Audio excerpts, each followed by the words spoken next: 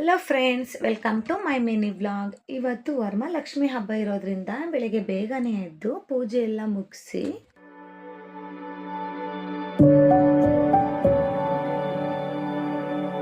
ಗೊರವನಹಳ್ಳಿ ಲಕ್ಷ್ಮೀ ದೇವಸ್ಥಾನಕ್ಕೆ ಹೋಗೋಣ ಅಂತೇಳಿ ನಾನು ಮೈಸೂರಿಂದ ತುಮಕೂರು ಬಸ್ ಹತ್ಕೊಂಡು ಹೋಗ್ತಾ ಇದ್ದೀನಿ. ಮೈಸೂರಿಂದ ತುಮಕೂರಿಗೆ 3 ಅವರ್ ಜರ್ನಿ, ತುಮಕೂರಿಂದ ಗೊರವನಹಳ್ಳಿಗೆ 1 ಅವರ್ ಜರ್ನಿ ಇರುತ್ತೆ. ಈಗ ದೇವಸ್ಥಾನದ ಹತ್ರ ಬಂದ್ವಿ, ಆರ್ಚ್ ಇದೆ ನೋಡಿ, ಒಳಗಡೆ ಹೋಗಬೇಕು. ಒಳಗಡೆ ಹೋಗ್ತಾ ಇರುವಾಗೇನೆ ಅಂಗಡಿಗಳು ಸಿಗುತ್ತೆ ಪೂಜೆ ಸಾಮಾನು ತೊಗೊಳಕ್ಕೆ ಅಂತ ಹೇಳಿ.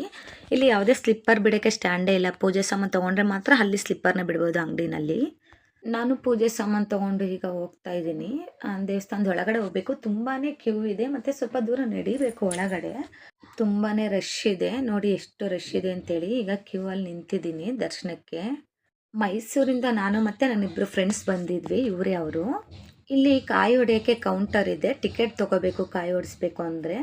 ಇಲ್ಲಿ ಮುಂದೆ ಬಂದು ಕಾಯಿ ಹೊಡೆಯೋದು. ಇಲ್ಲಿ ಕಾಯಿ ಹೊಡೆಸ್ಕೊಂಡು ಹಾಗೆ ಮತ್ತೆ ಮುಂದೆ ಹೋಗಬೇಕು. ತುಂಬಾ ರಶ್ ಇತ್ತು ಇವತ್ತು.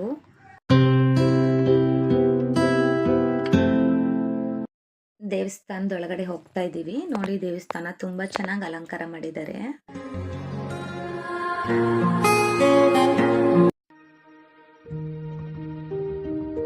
ದೇವಸ್ಥಾನ ಅಂತೂ ಒಳಗಡೆ ತುಂಬಾ ರಶ್ ಇತ್ತು. ಹಾಗೆಯೇ ಎಂಟ್ರೆನ್ಸಲ್ಲಿ ಗಣೇಶ ವಿಗ್ರಹ ಇದೆ. ನಾವು ಫ್ರೀ ದರ್ಶನಕ್ಕೆ ಅಂತ ನಿಂತ್ಕೊಂಡ್ವಿ. ಆ ಕಡೆ ಇರೋದು 100 ರೂಪೀಸ್ ಟಿಕೆಟ್ ಕೊಟ್ಟು ಹೋಗುವಂಥದ್ದು. ತುಂಬಾ ರಶ್ ಇತ್ತು ಇವತ್ತು ಹಬ್ಬ ಇರೋದ್ರಿಂದ.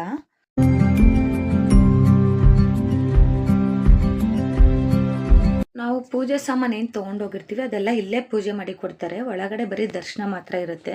ತುಂಬ ಚೆನ್ನಾಗಿದೆ ಅಲಂಕಾರ ಎಲ್ಲ. ತುಂಬ ಚೆನ್ನಾಗಿ ದರ್ಶನನೂ ಆಯಿತು. ನೀವು ಇಲ್ಲಿಂದನೇ ಒಂದ್ಸಲ ದರ್ಶನ ಮಾಡ್ಕೊಳ್ಳಿ ಲಕ್ಷ್ಮೀ ದೇವಿದು.